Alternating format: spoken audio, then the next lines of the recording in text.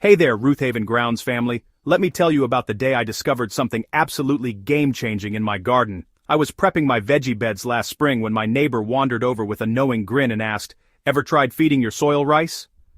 I'll admit, I looked at him like he'd been out in the sun too long. Rice? In the garden? But what happened next completely transformed how I think about building soil health, and I'm excited to share this incredible discovery with you today. Here's something most gardeners don't realize. That bag of rice sitting in your kitchen cupboard holds the key to creating the most biologically active, worm-rich soil you've ever seen. I'm not talking about some trendy gardening hack that sounds good on paper but fails in practice. This is about understanding the fundamental relationship between carbohydrates, soil microbes, and the earthworm population that transforms dead dirt into living, breathing soil. When I first experimented with adding cooked rice to my compost and garden beds, I was skeptical. Within 3 weeks, though, I was pulling back mulch to find more earthworms than I'd seen in years of traditional composting. The secret lies in what rice does beneath the surface, creating an underground feast that attracts worms from seemingly nowhere and keeps them thriving in your garden beds. Before we dive into the rice method, let's talk about why earthworms deserve star billing in your garden. These aren't just slimy creatures that show up after rain. Earthworms are biological engineers that literally create soil fertility as they move through your beds. Every time a worm consumes organic matter and soil particles, it's essentially processing those materials through a living chemistry lab. The castings that worms leave behind contain 5 times more nitrogen, 7 times more phosphorus, and 11 times more potassium than the surrounding soil. That's not a typo. These incredible creatures are producing the most perfect, slow-release fertilizer nature has ever designed, and they're doing it for free, 24 hours a day, right in your garden. Their tunneling action also improves soil structure, creating channels that allow water to penetrate deeper while simultaneously improving drainage and aeration.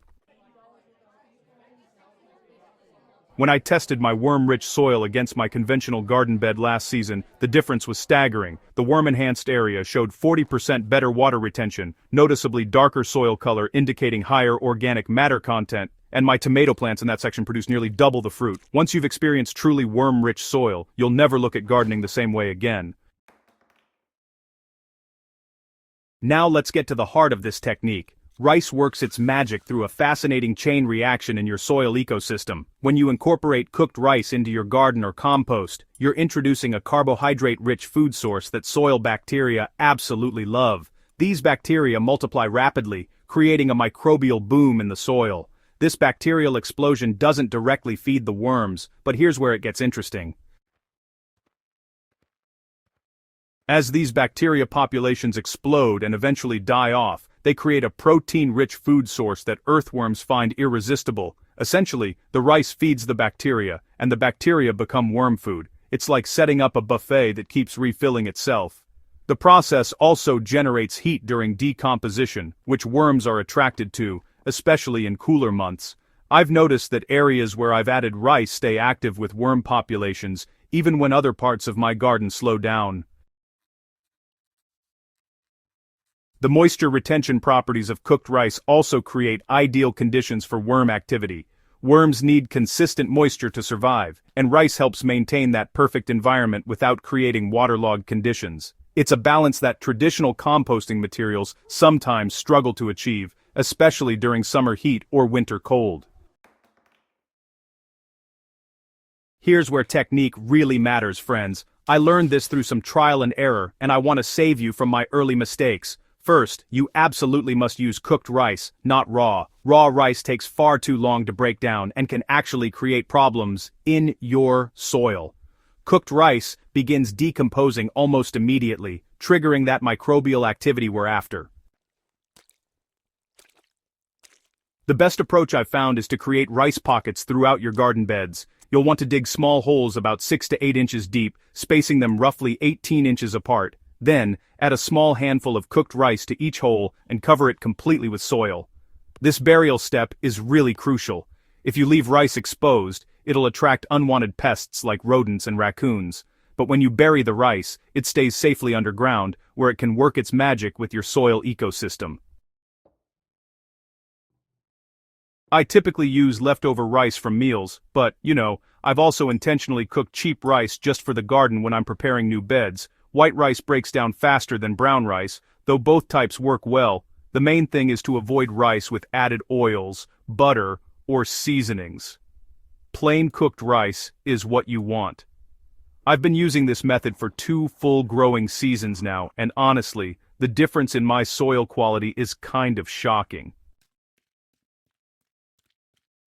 For established garden beds, I add rice pockets every 4 to 6 weeks during the growing season. For new beds or soil that's really depleted, I'll do an initial intensive treatment with rice pockets every 12 inches, wait about 3 weeks for the microbial activity to peak, and then add earthworms if the native population hasn't already moved in.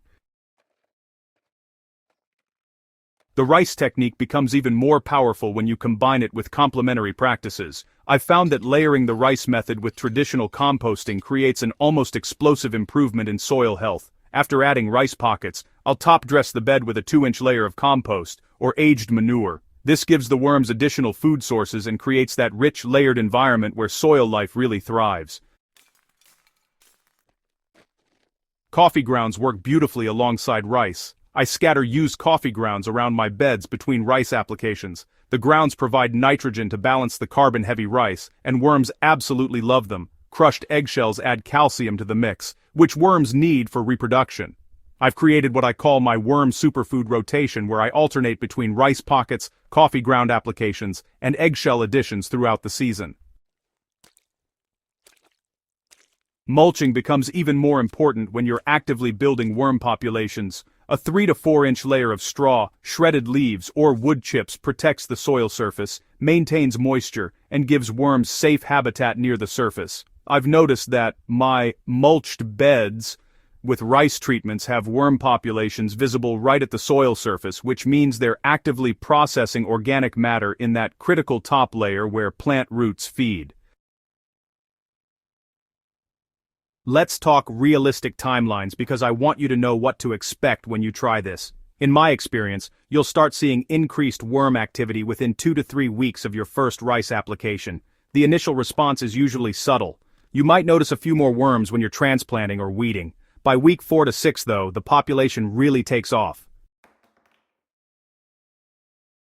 The soil texture changes follow shortly after. You'll notice the soil becoming crumbly and easier to work. That's the result of all those worm tunnels creating soil structure. The color darkens as organic matter increases. By the end of your first season using this method, you should see dramatically improved plant health, better moisture retention during dry spells, and noticeably reduced need for supplemental fertilizers. So, I track my results by doing simple soil tests twice per year, and honestly, the improvements in organic matter percentage have been consistent and measurable. My spring garden beds now rival the fertility of my fall beds, which was never the case before. The compounding effect over multiple seasons is what really excites me about this approach. Friends, this rice technique represents something bigger than just a gardening trick. It's really about working with nature's systems instead of against them, understanding that healthy soil is living soil, and recognizing that the smallest creatures in our gardens often have the biggest impact on our success. I've shared my soil building journey, my successes and failures, here on Ruth Haven Grounds because I truly believe we grow better when we grow together. If you try the rice method in your garden, I want to hear about your results. Drop a comment below telling me what you discover. And don't forget to subscribe to the channel so you don't miss future videos where I'll be diving even deeper into soil health secrets that actually work.